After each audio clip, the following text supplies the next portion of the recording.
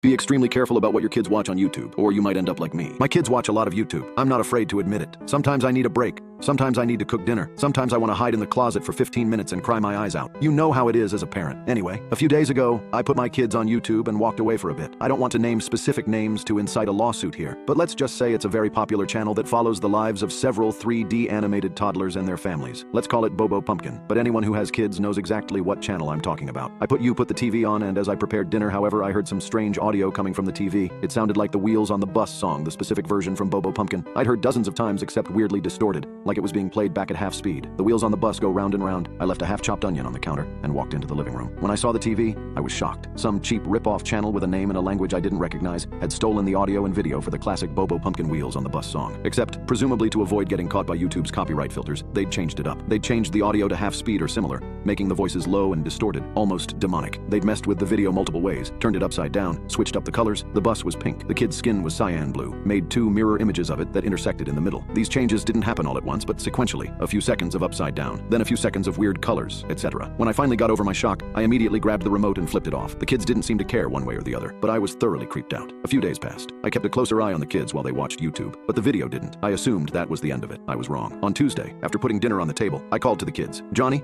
Amelia, I called. Dinner's ready. No response.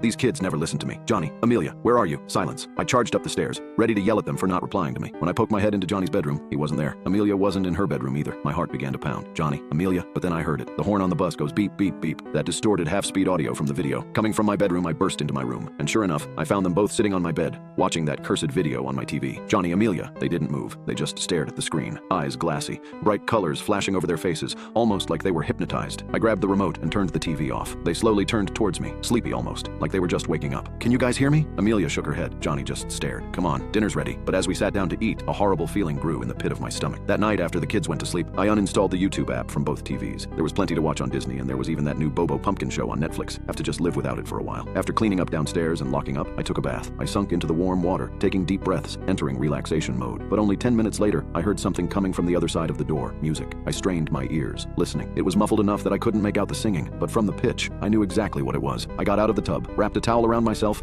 burst into the bedroom. The horn on the bus goes beep, beep, beep. I ran over to my phone, charging on the nightstand. Sure enough, it had YouTube open and was playing the video. I stared in horror as the blue-skinned bus driver slapped his hand on the horn. Beep. Grabbed the phone and turned it off. It must have went off by accident. Emerald must have tapped the phone, and they've been watching that video so much it was probably right on my feed. Our cat Emerald wasn't in my room now, but the door was ajar. She could have gotten in, played with my phone, and accidentally opened YouTube, right? It was really unlikely, but I told myself those lies anyway. I couldn't go down that path, spiral into fear. I'd done it too many times. As a single mom, heard a noise in the middle of the night, found a stray footprint in the yard, saw someone I didn't recognize walking down the street, glancing at my house, freaking out every time. I was not going to lose my shit over some Bobo Pumpkin video of all things. I dried off, got into my pajamas and checked the kids. Then I turned off my phone, put on airplane mode so it didn't even have internet access, and went to sleep. I woke up in the middle of the night. I grabbed my phone off the nightstand and glanced at the time. 3:17 a.m. I got up and used the bathroom. Then I decided to take a quick look at the kids. I'd check on them sometimes just to make sure everything was okay. As soon as I got into the hallway though, I saw something was terribly wrong. Both of their doors were open. My heart began to pound. Johnny, Amelia,